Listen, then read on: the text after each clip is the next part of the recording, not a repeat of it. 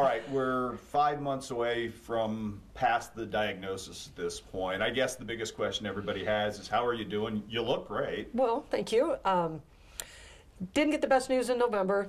Tumor spread a little bit, so we've had to change some things. But like I said, overall, I've been feeling good, and I was able to make it to a lot of the events that I wanted to get to this fall. I had a couple endoscopic procedures that I hadn't counted on, and that kind of, interfered with getting to some of the games that I was hoping to. But other than missing the first two that were beastly hot, I had surgery one day and was at a game the next day, and so I've done well. I mean, as far as the doctors just shake their heads all the time that I haven't had the side effects like most people have had with a lot of the chemo drugs, and so I know I've been fortunate when I look at all the other people that I've seen down at Barnes and at Hannibal and that, and so I said hanging in there, new drugs, and start back up again for New Year's, and then we'll get another scan in the middle of January, and then we'll know more from there. Your days and weeks are completely different now. I know from,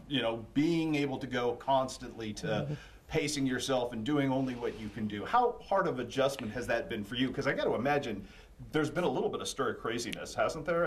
At times. I mean, I finally had to kick everybody out of the house for a couple of hours to quit babying me all the time. I mean, fortunately, I have such good help, and so, yeah, it's sad, though. You kind of get used to, laying around going, yeah, just bring me a glass of water, please. I'm trying not to get in that mode, trying not to. But, I want to go to the basketball game tonight, but I have to question everything that I do because they're like, make sure your immunity stays strong, make sure you're not around people with colds. And, I've been at school for so many years and didn't catch things because your immunity is so good after so many years of teaching and you're around every sniffle. And so that's been the adjustment when you're having to make a decision as to, okay, this is the 4 days my immunity is low, so we shouldn't go out to eat anywhere or go anywhere, and that is tough. That's tough. I want to start, Mark, with you on this front. I mean, you probably noticed this more than anybody. All the little things Maryann did behind the scenes probably have not been done the same way, or you had to adjust. I mean, her impact on your program, and I just want to start there, not just your life, but on your program, was monumental. And I think that's probably echoed more now that she's not able to do some of those things. Is that not true? No, it's exactly true. A lot of things that people don't know about, she did for years, for 25, 26 years, particularly the last 18, in football. A lot of those jobs got distributed out to other people. Several people had to take over, and I had to do some extra things, but some little things people just don't understand that goes on a constant basis that she took care of. Not just football, but track, and even some other things that they have to find people to fill in. Basketball jobs like keeping a book, the scoreboard, the announcing that she did for years. Other people had to step in, and particularly this fall, it was a big adjustment, one that we hadn't looked forward to or understood was coming. I had to make some adjustments and some computer things. I'm not much on the computer, so we really had to find a different way to go about stuff. MICDS, I know that was 190 degrees. It was, it was an awful game to begin with. You looked emotionally drained afterwards. Was that one of the hardest games? And I know you won, so I mean, on top of everything else, not having her there for maybe the first time in my memory, was that one of the hardest things you've ever done in coaching? Well, it was absolutely the hardest time, trying to go to the game. It was on a Saturday. First time, she hadn't been there. It'd been a rough week. School, first time I'd gone to school without her going to school. So the first day of school was a rather big adjustment. But going to that first game, knowing I was going to be gone all day long, knowing she couldn't go, it was too hot, and she was in the middle of treatments and the effects of the treatments. Plus, she just had the other surgery. So it was a tough day and an emotional day, an emotional time. And fortunately, we came out with a big win. And Darren Powell would call her every now and then and give her updates and call it at the end of the game. And and he would tell me, because it was just one of those times that for me it was a tough period. Was it weird for you just not to be there? And what was the routine that day? Were you near a radio? Could you not get near a radio? You know what? I didn't want to, because one other time I had to miss a game for when Callie got her concussion.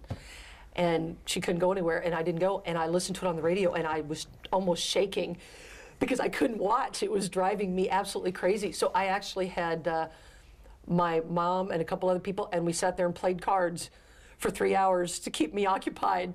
And then about the time I was thinking the game was over, I think 3 different people called me. They were like, "Oh my gosh, Maryann, you'd have been so proud of him. You'd have been so excited." I just cried because I was thinking of the boys had dedicated their season to me, and I was picturing, the emotion that they were feeling. And of course, when, Darren called and he said, "Yeah, Mark's kind of crying," I was like, "Oh, it was really tough." I said even the night of the Mexico game, I wasn't going to go because it was kind of sleeting. And they said, "No, you can be in the booth." And I thought, I've got to go. I've got to go to the game. And then here we've got the Mexico coaches and a former student teacher of mine organized a fundraiser that night there. And, other schools did that too, where instead of having pink night, they had pink and purple nights for me. And they auctioned off, the game balls and 50-50 drawings. And, all the coaches have just been so unbelievably supportive of him. I felt bad not being there when here they were trying to do everything they could to be supportive too. It's like I said, it's crazy now as you look back 27 years later and the relationships that we have built, whether you see these people or talk to them. You said that a lot of the tri-state coaches have asked, how we're doing. And, I don't know every one of them personally, but through your newscasts and just because we have followed sports in the tri-states for so many years, and honestly through track meets, probably more than anything, because all of those schools come to our track meets. I've just built these, you can see each other and they're like, "We appreciate how well you guys run track meets here," just those little comments. All those things over the years, as I look back, that means a lot. Mark and Frank Lemons, from the minute we came here, they're like, "This is how track meets work, and this is how they need to be done." And I missed one when I went and watched Kelsey run in college instead of being at a meet. He called me about 2 in the afternoon. He goes, "You can never be gone again, ever." Because, from the booth, it's not like I just announce the winners. I mean, I'm the one who gets everybody to their spots and keeps everything organized and keeps the score and gets the medals and all that. And I look back now and it's like, man, I'm trying to figure out how many people it's going to take to do that job up in the booth. Nobody wants to be on the microphone. I know there's not, obviously since the diagnosis, there aren't many silver linings with this, but there is the fact that you've dedicated your life to education. There are a lot of teachers who go their entire lives and never realize, and it never resonates with them, what your life has meant to them. You've had a chance the last 6 months to be reminded, I would think at almost every turn, just what an impact you've had on young people's lives, your community's life.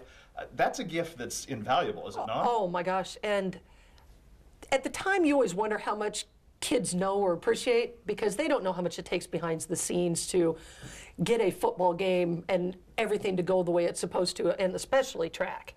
Or just, I did the clock for a lot of big basketball games that, your hand is almost shaking because you're like, I want it to be perfect, and you do, it's easier now for me to look back with, like I said, all of the outpouring from every now and then I'll get an email from a kid and they'll be like, "I don't know if you remember me." I'm like, "Of course I remember you," But you don't know how much some of these kids look back now and go, "Boy, I wouldn't have had the chance to run track meets or be as successful if it weren't for all of us that are in the background and making sure that things work the way that they do." And it with my own kids especially, I guess, when they went through, and now they come back and work track meets because they realize there is a lot of work. There is a lot that goes into that. And so I know that they get it, and I know a lot of other kids that get it later. And so many people, "Oh, it's officially spring when we hear your voice," all over Hannibal on the microphone. They do. They do get it. And just, even parents that, you didn't have any idea that sometimes they were in the stands or that you'd even interacted with them, and for them to come out of the closets and woodwork like they have and say, "Oh, hey, Maryann, I remember, when I was in high school," or because since we've got the second generation, of them coming through now, And even now that, my kids had the same coach or the same, setup, and that everything goes so well. When you go to away track meets, sometimes they'll be like, we want you in the booth, because they're so used to how we do things, at home. And it's been crazy since you called me and said we were going to do this. You just kind of reflected, and I can't even imagine how many kids have gone through your sports programs, my sports programs, the events that we've worked over the years. I can't even picture a number. What's touched you the most? Was it the trip? I know everybody sort of wanted to give you guys a chance to kind of get away from cancer for a week, and I know there were a lot of people who, in all corners of the tri-states, people who you've never met who wanted to be a part of this and do something for you guys to just get away from it all. What's touched you the most in all of this? That made me cry almost daily. Every time somebody would show me the amount of money that was on that website for us to go on the vacation, I just, I was, like I said, the names that would just appear. A lot of people did it anonymously also, and I so appreciate that they didn't even care if we knew, who it was. But, even still this week, I still get cards in the mail, from people just, hey, we're thinking about you, or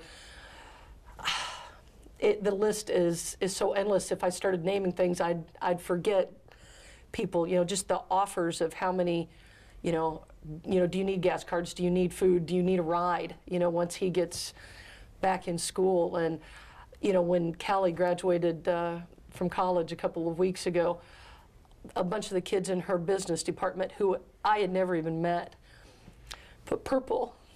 I know I was crying. Put purple on their hats and had my name. And how do you, the impact I've had on my kids has just been unbelievable. I mean, Callie said she couldn't have hardly stayed in college if it weren't for the support, that she had over there, because she didn't want to be away, the last few months here. She just had the one semester. I'm like, no, I want to see you graduate. That was part of what was on my list of no, this is going to get done, and like I said, I don't know how you even put an emotional reaction on the amount of just phone calls. And that trip couldn't have been timed any better, as far as, I was kind of down starting, but it went great for you. Oh you guys my had a gosh, blast, right? it was great. I need a prescription for 85-degree weather, and I think I would be good to go, because I felt better that week than I had in months. Just relaxing, getting away, and then of course he and my daughter and my sister planned a surprise wedding on a beach, vow renewal on the beach. That totally caught me off guard. I was very impressed. Well done, good sir. that he pulled that one off. It was just an unbelievable day, week. Obviously it was frustrating to me that I couldn't be more active. I couldn't jump off the cliffs and do any of those things. So that was frustrating. But at the same time, I so enjoyed having the girls and family and friends that chose to join us on that trip, to have them all there to just relax with. And I said, this new drug, the big thing is cold. And so I'm just sitting here anticipating the next 2 weeks of cold weather, thinking, I just need to go back to Jamaica. So, for those of us who haven't been through this, on a personal and intimate level, as you have been, on the roller coaster that this has become, in microcosm, what's that like for you guys on a daily basis? Just the ups and the downs. Have you just sort of tried to roll with everything that gets thrown, the good days and the bad, or how do you approach that in your daily life? Well, every day is a new day, and it's a new normal. That's what we're calling it. It's we wake up each day, and right now, not going into school. When school starts back up, it'll get me more in a routine. But routine helps. Just having some normal really helps. But we've enjoyed the time, over Christmas, having family and friends in, and we've had so many blessings. People bringing by meals. That's truly a blessing, as much as I like to eat. So.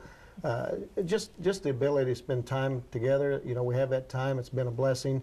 But each day is different, and it's really, we make the best of each time that we have, and each period of time we try to find something different to do. We spend a lot of time playing cards and watching movies because it's tough to go outside and tough to go different places. So we find something each day to do.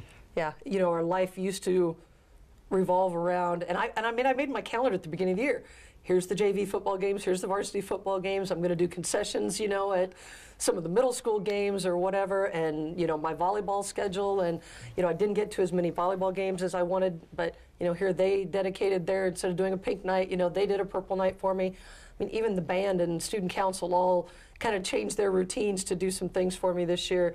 And all of those things are neat, but the hard part is trying to find, when I retired with all of this at the same time, you envisioned retirement to be so much different than it has been. And I'm so glad that he's had his routine, and he said the kids at school have just been fabulous, because they know what he's going through, and his coaches have been great.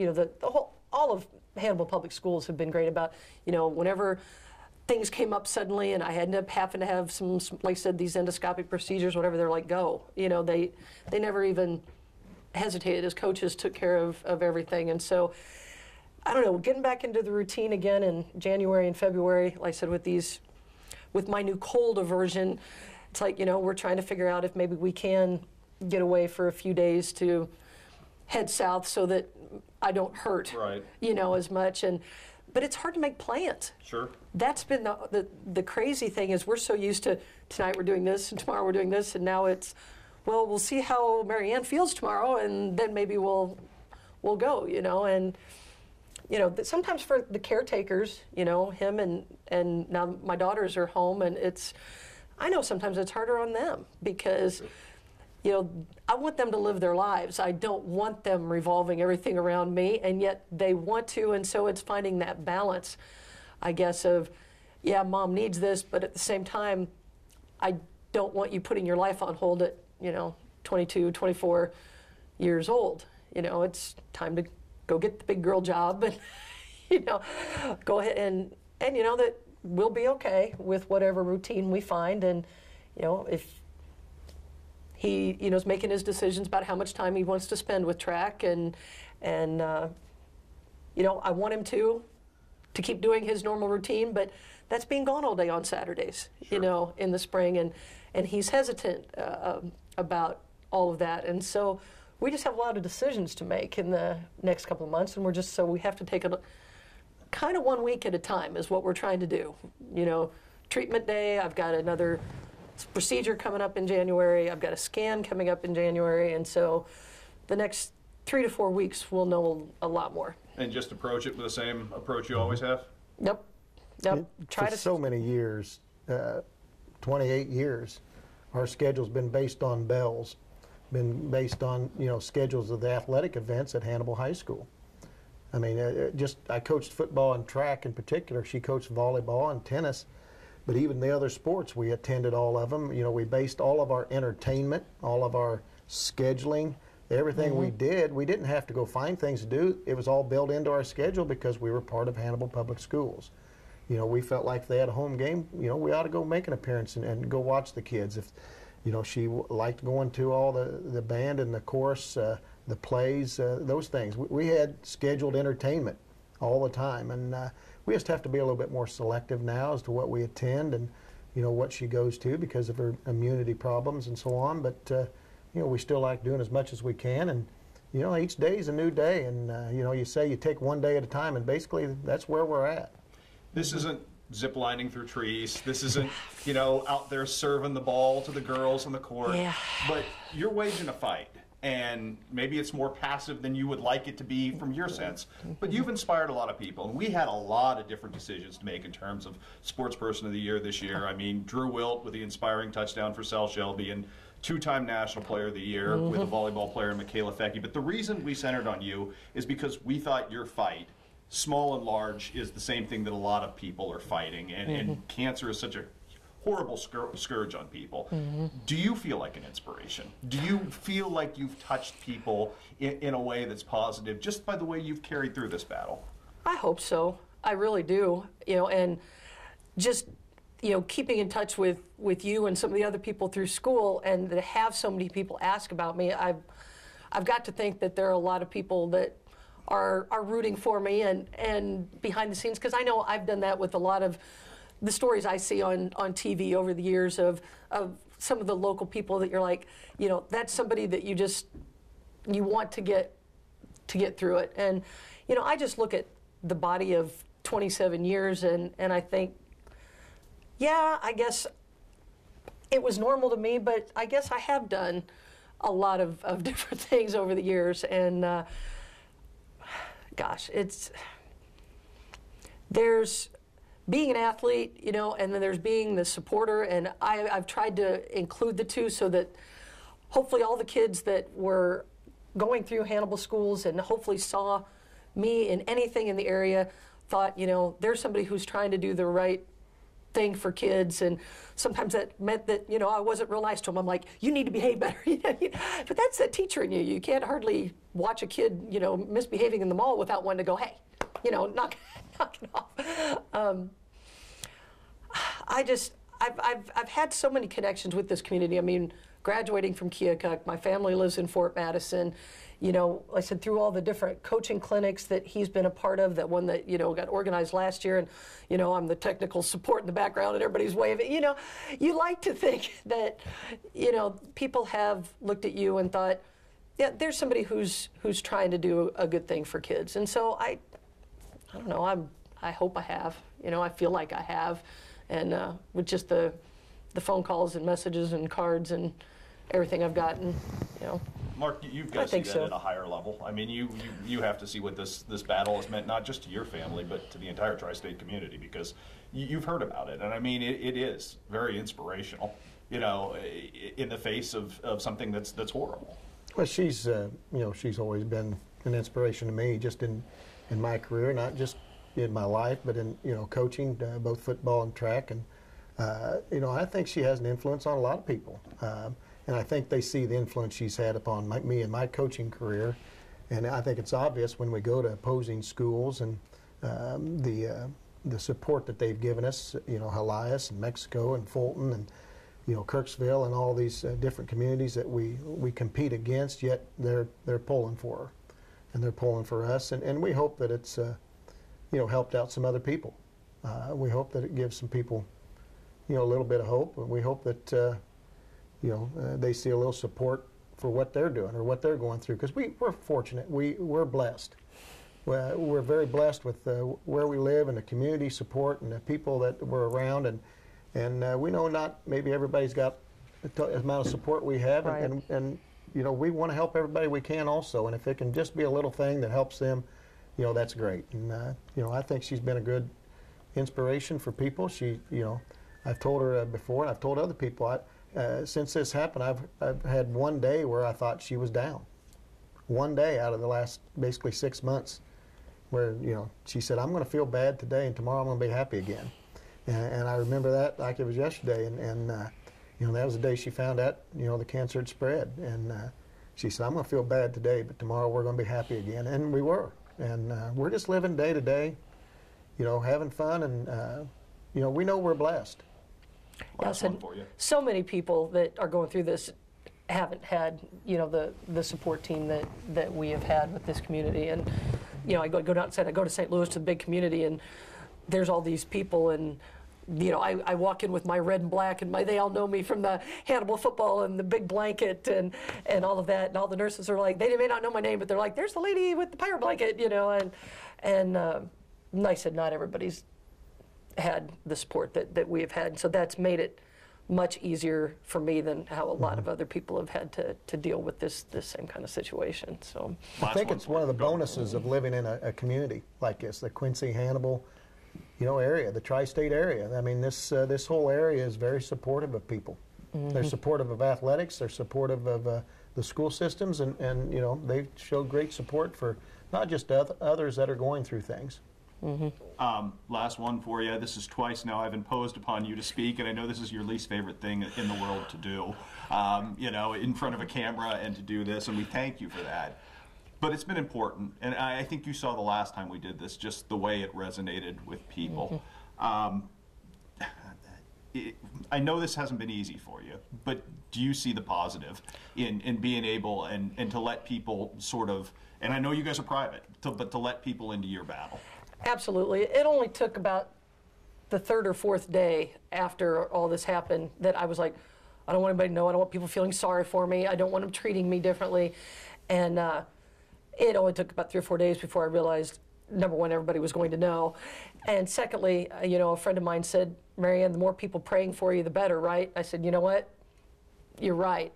And that's been one of the best things. I mean, some of the cards that I've gotten to people who have said, you know, you wouldn't believe the difference in the prayer life at our church just because so many people have been thinking about you. And that moves me beyond a description, that to think that if that can have that kind of an impact, maybe that's one of the big positives that come out of it. And, I mean, my own spiritual life has improved because I take more time now to focus on what I need to be focusing on, which sometimes isn't all the little details of things that you can get too caught up with in our daily lives. I mean, we all do. We get stressed over things that maybe we could let go just a little bit more. And, you know, just, you know, I've always had such a good relationship with my kids and the kids at school, but just to go places and people are waiting in line to give you a hug, and how do you think of any of that as a bad thing if they're seeing me trying to be positive and me still trying to get out and do what I can do? That, you know, when one of my own kids looks at me and says, oh, I don't feel good today, I just look at them and go, really? And they're like, yeah, you're right, I'm sorry. You know, that I said, when I start to whine, I said, I hope people will believe me, because I don't plan on whining until it really becomes necessary. That's been pretty much my goal from the first week. And so to see the support that I know my family has, you know, with or without the school, you know, being there, without me being there present, it's just unbelievable. You know, I got a couple messages from 9th and 10th grade football players that I barely even met, and they're like, I just want to let you know how much this has meant to all of us. And you're like, wow. I mean, I know a lot of it is their support of him that's made his year go well. You know, he was worried about going back to school, and he said, you know what? I'm enjoying the kids, and the kids are enjoying just that it probably is a more relaxed environment. So maybe we've gotten him to chill out over a few things. But yeah, you've got to count your blessings no matter where you are in life. I mean, I look back, I've had 50 amazing years of experiences that a lot of people are never going to have. You know, so the good is there. The good is there. And if, you know, people like you want to interview people like me so that other people can see it, then I'd say we're all good. You know?